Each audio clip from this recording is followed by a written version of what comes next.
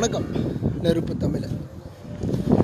உலக நாடுகள் முழுவதுமே ஒவ்வொரு நாடுகளிலும் ஒவ்வொரு மாற்றங்கள், இயற்கையினுடைய சீற்றம் இருக்குது. 15 லட்சங்கள் 20 லட்சங்கள் கட்டினாலும் நாங்கள் கனடாவிற்கு வருவது தான் எங்களுடைய சாதனை என்று இளைய தலைமுறைகள் நாம் நிறைய அதிகமானோர் படையெடுத்து கொண்டிருக்கின்றோம். இந்த சூழலில் நாம் 10 லட்சம் 12 லட்சம் நம்ம கட்டி ஒரு இடத்திற்கு வருவது நம்மளால் இங்கே வந்தால் நம்மளால் ஒவ்வொரு நாட்களையும் ஓட்ட முடியுமா? கிட்டத்தட்ட 9 மாதங்கள், அதாவது கிட்டத்தட்ட அதிகமான ஒரு பனிப்பொழிவுகளை கொண்ட ஒரு நாடு தான் இந்த கனடாங்கிற நாடு.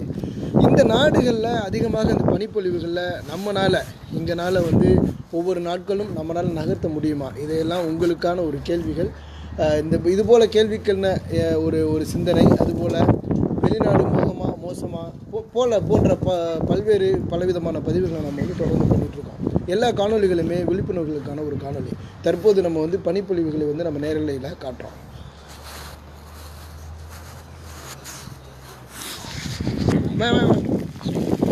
Shoes.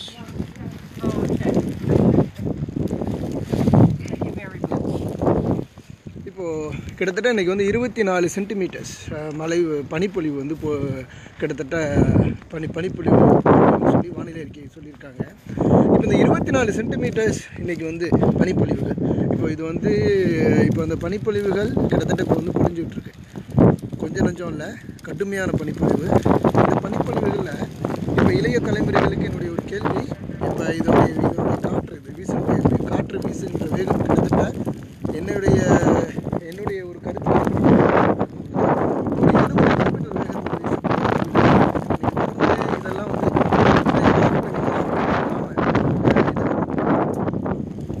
இதில் நாம் ஒவ்வொரு நாட்களை நகர்த்த வேண்டும் நினைப்பது என்பது சாத்தியமாகுமா?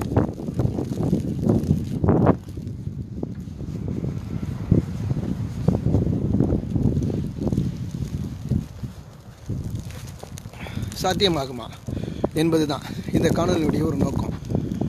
ஆகவே அனைத்து இளைய தலைமுறைகளும் நீங்கள் சிந்தித்து செயல்படணும் அப்படிங்கிறதுக்கு தான். இப்போது நாங்கள் 20 லட்சம் கட்டுறோம், 30 லட்சம் கட்டுறோம் அப்படிங்கிறது முக்கியம் இல்லை. இது போன்ற அந்த பனிப்பொழிவுகளில் உங்களால் தாக்கு பிடிக்க முடியுமா? நீங்கள் இதையும் இதற்கான கேள்விகள் கேள்விக்கான பதில் என்கின்ற ஒன்றையும் நான் இதை உங்களிடமே ஒப்படைக்கிறேன். அதுபோல் வெளிநாடுகள் என்பது ஒரு மோகமா என்கின்ற மோசமா என்பதையும் நீங்களே சிந்தித்து செயல்பட வேண்டும் என்கின்ற ஒரு நோக்கத்திலேயே நம்ம இந்த காணொலிகள் பதிவு பண்ணுறோம். இப்போது இதில் இந்த பனிப்பொழிவுகள் இப்போ பொழிவு பார்த்தா நம்ம ஊர்களில் மழை பெய்வதை விட கிட்டத்தட்ட இதனுடைய பொழிவுகளுடைய அதிகத்தை பார்க்கும் பொழுது கிட்டத்தட்ட ஒரு 70 மடங்கு அதிகமாக அந்த காற்றினுடைய வேகம் அதிகமாக இருக்குது. இங்கே இருக்கக்கூடிய இப்போ தட்பவெப்ப நிலை ரொம்ப அதிகமான ஒரு குளிர் பனிமூட்டமான ஒரு சூழலில் தான் இருக்குது. இப்போ சாதாரணமாக நமக்கு இருக்கக்கூடிய இந்த நடைபாதைகள்,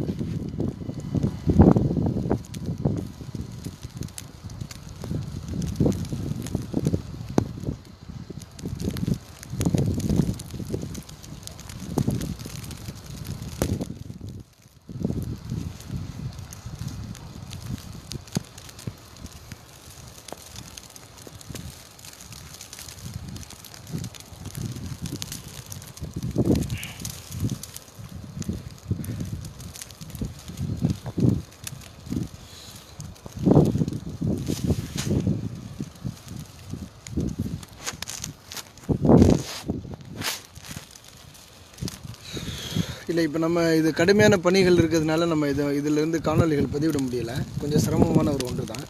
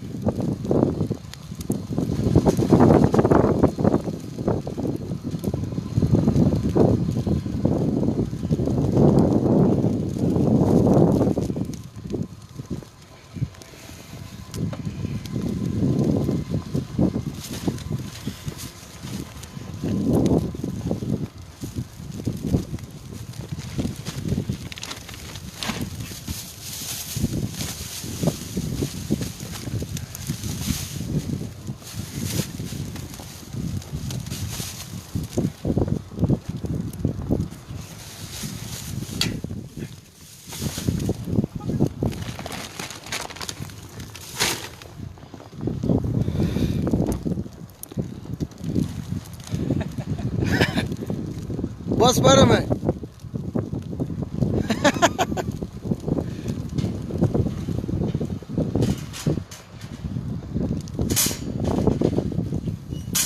இப்போது நம்மளால் இந்த ட்ராலியை வந்து இங்கேருந்து நம்மளால் நகர்த்த முடியல. அப்போ எந்த அளவுக்கு வந்து பனிப்பொழிவுகள் அதிகமாக இருக்குது.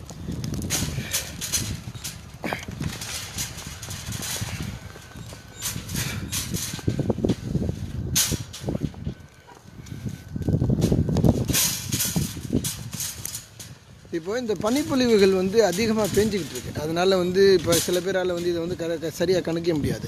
இப்போ நம்ம என்ன நினைப்போம்னா இது வந்து சும்மா மழை பெய்யுற மாதிரி இருக்குது அப்படின்னு. ஆனால் இது முழுவதுமே வெள்ளை கலராக இருக்கிறதுனால இதை வந்து உங்களுக்கு காணொலிகளில் சரியாக தெரியலன்னு நினைக்கிறேன். ஆனால் இது வந்து அப்படியே கொட்டுது.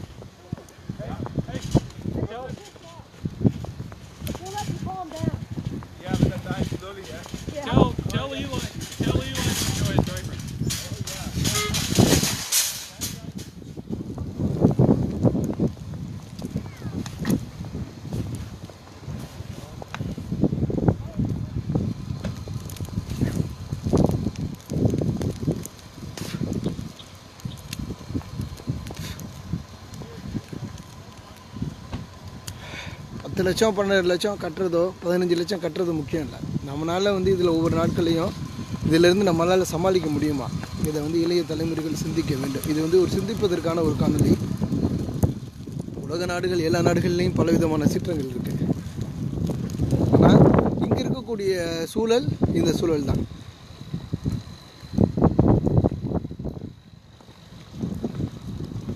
ஆகவே 10 லட்சம் 15 லட்சம் கட்டணும் வரணும், இதையெல்லாம் சரிதான். இதையெல்லாம் நம்மளால் சமாளிக்க முடியுமா, நம்மளுடைய உடல் தாங்குமா, இதையெல்லாம் நீங்கள் சிந்தித்து செயல்படுங்க. இப்போ தற்போது கிட்டத்தட்ட ஒரு மணி நேரத்துக்கு மேலாக தான் இந்த பனிப்பொழிவு வந்து ஆரம்பம். இது வந்து இன்று முழுவதும் இன்றைக்கு வந்து கனடாவினுடைய நேரப்படி நாங்கள் இருக்க நேரப்படி ஒரு மதியம் வரையும் இந்த சூழல் இருக்கும் அப்படின்னு நம்ம இங்கே இப்போ வந்து வானிலை அறிக்கை சொல்லியிருக்காங்க. அப்போ கிட்டத்தட்ட 24 சென்டிமீட்டர் வந்து இந்த பனிப்பொழிவுகள் வந்து சாலை ஓரங்கள், வீடு இருக்கக்கூடிய உங்களுடைய வாகனங்கள் எல்லாத்தையுமே ஆக்கிரமிச்சிடும். அப்புறம் அதன் பிறகு அந்த ஆக்கிரமிப்பை அகற்றுவதற்கு கிட்டத்தட்ட இங்கே கடுமையாக வந்து இங்கே இருக்கக்கூடிய நம்மளுடைய முனிசிபாலிட்டி இங்கே வந்து ரொம்ப கடுமையாக உழைப்பாங்க. இப்போது இது வந்து இதனுடைய வேகம் அந்த பக்கத்தில் நீங்கள் பார்க்கும்போது தெரியும் எவ்வளோ வேகத்தில் வந்து பனிப்பொழிவு என்பது நம்ம நினச்சிருப்போம். டைட்டானிக் கப்பல் வந்து எங்கே கவுந்துச்சு, கனடாவை ஒட்டி வரும்பொழுது தான் கனடாவில் இருக்கக்கூடிய அந்த பனிப்பாறைகள் மோதி தான் அந்த டைட்டானிக் கப்பல் இருந்தது. அந்த வேகம், கடுமையான வேகம், கடுமையான காற்று,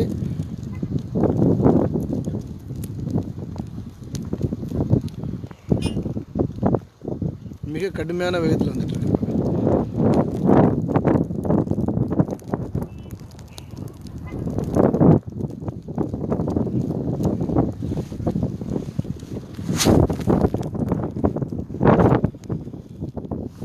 இப்போ என்னை பார்க்குறவங்களுக்கு தெரியும். இப்போ என்னுடைய கிட்டத்தட்ட இது சாதாரணமாக என்னுடைய உடைகள் பார்க்கும்போது தெரியும் எந்த அளவுக்கு வந்து நான் வந்து பணியாயிருக்கேன் அப்படின்னு. என்னால் தாங்க முடியும், அது எல்லாராலையும் தாங்க முடியுமா என்பதை சிந்திக்கணும். ஆகவே இது ஒரு விழிப்புணர்வுகளுக்கான ஒரு காணொலி. நான் கனடாவில் இருக்கேன் அப்படிங்கிறதுக்கான பதிவு பண்ணுறதுக்கான ஒரு காணொலி அல்ல, இது ஒரு விழிப்புணர்வுகளுக்கான ஒரு காணொலி. ஆகவே வந்து கனடாவுக்கு வருவதற்கு முன் சிந்திங்க. அதே போல் கனடாவிற்கு பணம் கட்டி இவ்வளோ பணத்தை கட்டி நம்ம வரப்போகிறோம், அதையும் சிந்தித்து செயல்படுங்க. நன்றி, வணக்கம். நெருப்பு தமிழன்.